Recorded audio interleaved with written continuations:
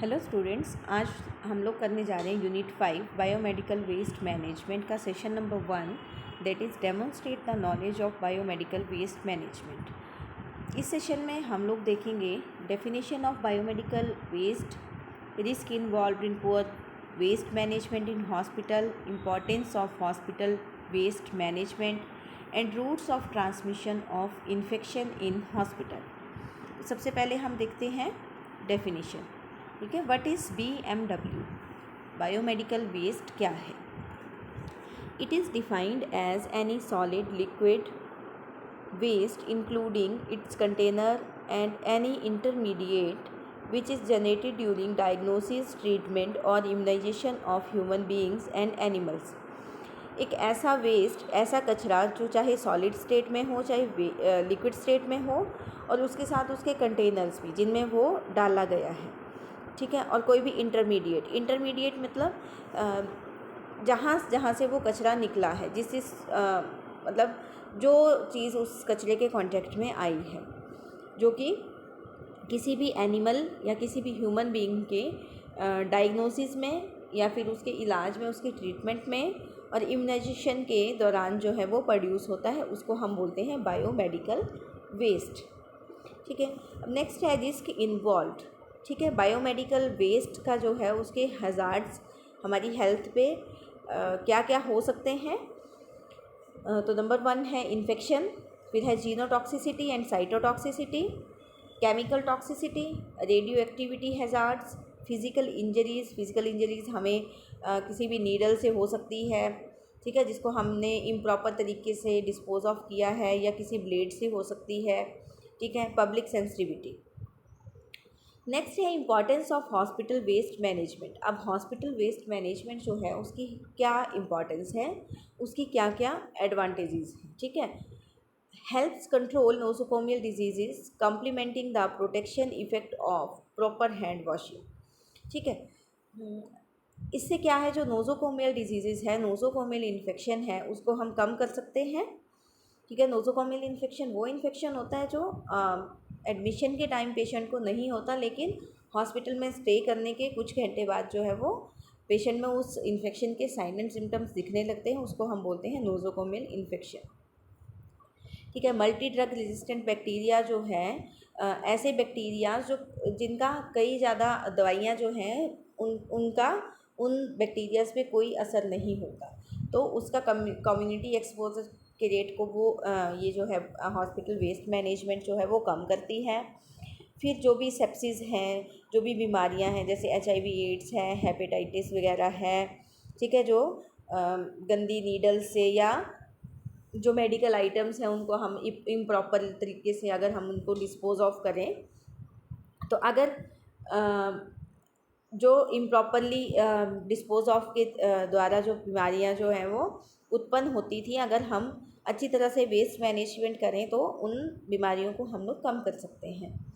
Next है control zoonosis disease passes to human through insect, birds, rats and other animals. ठीक है, zoonosis को हम लोग जो है वो कंट्रोल कर सकते हैं। जूनोसिस वो बीमारियां होती हैं जो जानवरों से या पक्षियों से या कीड़ों मकोड़ों से ह्यूमंस तक पहुंचती हैं। ठीक है, कट साइकिल ऑफ इन्फेक्शन का जो साइकिल है, इन्फेक्शन का जो चक्कर है, उसको तोड़ती हैं। Easily and cost effectively addresses health care workers safety में issues including reducing the risk of needle stick injury. ठीक है, इसमें क्या जो हेल्थ केयर वर्कर्स हैं उनके लिए ये सेफ्टी इंश्योर करती हैं। जैसे नीडल स्टिक इंजरी हो जाती है, नीडल स्टिक इंजरी होती है जैसे कोई इन्फेक्टेड आदमी है, अगर हमने उसके ऊपर किसी नीडल का प्रयोग किया है इंजेक्शन लगाने के लिए या फिर सैंपल लेने के लिए, ठीक है, या फिर किसी और पर्पज़ के लिए, ठीक है, अगर हम उसको इम्प्रॉपर तरीके से डिस्पोज ऑफ करेंगे, ठीक है, ढंग से डिस्पोज ऑफ नहीं करेंगे तो क्या होगा, वो किसी को भी चुभ सकती है। ठीक है, उसको बोलते हैं हम नीडल स्टिक इंजरी।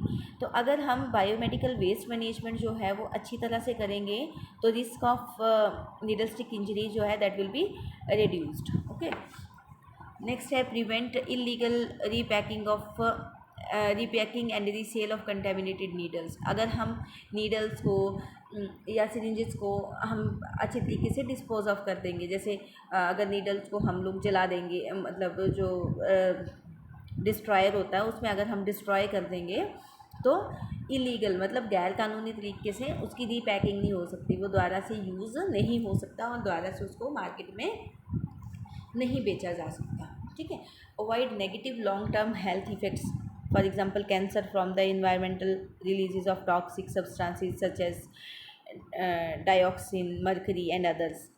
ठीक है। जैसे कुछ एक ऐसे टॉक्सिक सब्सटेंसेस हैं, जहरीले पदार्थ हैं, जब वो इन्वायरमेंट में रिलीज़ होते हैं, हमारे वातावरण में मिक्स होते हैं, तो वो कुछ एक बीमारियां फैलाने में सक्षम होती हैं। ठीक है, जैसे कैंसर हो गया। ठीक है। तो अगर हम सोर्स से ही या जहाँ पर ये कचरा उत्पन्न होता है वहीं पर ही हम इसको प्रॉपर तरीके से इसकी मैनेजमेंट कर लें, तो इन सब बीमारियों से हम अपने इन्वायरमेंट को भी और इन्वायरमेंट में रहने वाले लोगों को भी बचा सकते हैं। ओके। नेक्स्ट है need for biomedical waste management. अब जो बायोमेडिकल वेस्ट मैनेजमेंट है उसकी ज़रूरत हमें क्यों होती है, ये हमने पहले भी पढ़ा। ठीक है।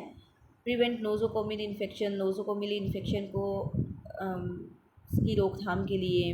Control misutilisation of leftover drugs. ठीक है, जो दवाइयाँ बच गई हैं, ठीक है, लेफ़्ट ओवर हैं, उनका दोबारा से मिस यूटिलाइजेशन ना हो, मतलब दोबारा से वो यूज़ ना हो। ठीक है। Minimise the risk of air water and soil pollution directly due to waste और due to defective incineration, emission and ash. ठीक है। मतलब इससे क्या है, जो एयर पोल्यूशन है, वाटर पोल्यूशन है, सॉइल पोल्यूशन है, जब हम डायरेक्टली कूड़े कचरे को पानी में बहा देते हैं या कहीं पे भी लैंड पे हम उसको खुला छोड़ देते हैं, ठीक है, या जलाते हैं, तो उससे जो धुआं निकलता है उससे क्या हमारा वाटर भी पोल्यूट हो रहा है, हमारी एयर भी पोल्यूट हो रही है, हमारी सॉइल भी पोल्यूट हो रही है। ठीक है। तो अगर हम बायोमेडिकल वेस्ट मैनेजमेंट जो है वो ढंग से करेंगे तो इसका रिस्क जो है वो कम हो सकता है। Check the risk of infection outside hospital for waste handlers and scavengers other peoples. ठीक है। स्क्वेंजर्स होते हैं जो कूड़ा कचरा उठाते हैं। ठीक है। तो जो ठीक है, जो गंद उठाते हैं। ठीक है। और वेस्ट हैंडलर्स जो वेस्ट को हैंडल करते हैं, अच्छी तरह से बायोमेडिकल वेस्ट मैनेजमेंट करके हम इन्फेक्शन के रिस्क को कम कर सकते हैं। ओके। नेक्स्ट है हमारा routes of transmission of infection in hospital. अब हमने ये तो पढ़ा कि जो है इन्फेक्शन जो है वो एक आदमी से दूसरे में फैलता है या जानवरों से इंसानों में फैलता है या इंसानों से जानवरों में फैलता है, वट एवर इट में भी। तो इसका कुछ ना कुछ तो रूट होगा ना ट्रांसमिशन का, कौन कौन से रूट से ये फैलता है। ठीक है। तो इसके जो है वो 5 मेन रूट्स हैं। ठीक है। सबसे पहले है कांटेक्ट, फिर है वेक्टर बॉर्न, फिर है एयर बॉर्न, फिर है ड्रॉपलेट, फिर है कॉमन व्हीकल। ठीक है। अब 1 बाय 1 हम इनको पढ़ेंगे कि ये क्या होते हैं। ठीक है। सबसे पहले contact. Contact the word itself defines कि कांटेक्ट क्या होता है। कांटेक्ट होता है कि जब भी हम किसी चीज़ के कांटेक्ट में आते हैं। ठीक है। Contact transmission. Most important and frequent mode of transmission of nosocomial infection is divided into 2 subgroups. ठीक है। अस्पताल में जो है वो जो इन्फेक्शन है वो ट्रांसमिट जो होता है, मतलब जो एक आदमी से दूसरे आदमी में फैलता है, जो एक जगह से दूसरे जगह पे फैलता है, उसके 2 सब ग्रुप्स हैं। ठीक है। एक होता है डायरेक्ट कॉन्टैक्ट, दूसरा है indirect. Direct contact transmission involves a direct body surface to body surface contact and physical transfer of microorganism between a susceptible host and an infected or colonized person, such as occurs when a person turns a patient bath। means जो एक आदमी से दूसरे आदमी के direct contact से फैल जाता है। ठीक है। जैसे एक आदमी के हाथ में कोई कीटाणु लगे हैं, ठीक है, दूसरे आदमी को वो टच कर रहा है, उसको खाना खिला रहा है उन्हीं हाथों से, ठीक है, या और उसकी किसी चीज़ में वो हेल्प कर रहा है, तो डायरेक्टली वो इन्फेक्शन जो है वो एक आदमी से दूसरे आदमी में चला जाएगा, उसको बोलते हैं हम डायरेक्ट कॉन्टैक्ट ट्रांसमिशन। ठीक है। उसके बाद आता है ड्रॉपलेट ट्रांसमिशन। ड्रॉपलेट क्या होता है? ड्रॉप्स किसको बोलते हैं? ड्रॉप्स बोलते हैं हम बूंदों को। ठीक है। ड्रॉपलेट होता है जब भी हम छींकते हैं या खांसी करते हैं, ठीक है, या फिर रेस्पिरेटरी ट्रैक प्रोसीजर करते हैं, मतलब किसी पेशेंट के ऊपर कोई हम प्रोसीजर करते हैं जिसको रेस्पिरेटरी ट्रैक की श्वसन प्रणाली जो है उसकी कोई बीमारी है, जैसे हम ब्रोंकोस्कोपी करते हैं या सक्शनिंग करते हैं, तो उसके द्वारा जब ड्रॉपलेट्स जो हैं वो एक आदमी से दूसरे, या फिर जैसे हम छींकते हैं या हम खांसते हैं, मोस्ट कॉमनली आजकल कोविड चला हुआ है, ठीक है, तो कोविड क्या है, हम बोलते हैं कि मास्क पहन के रखो, ठीक है।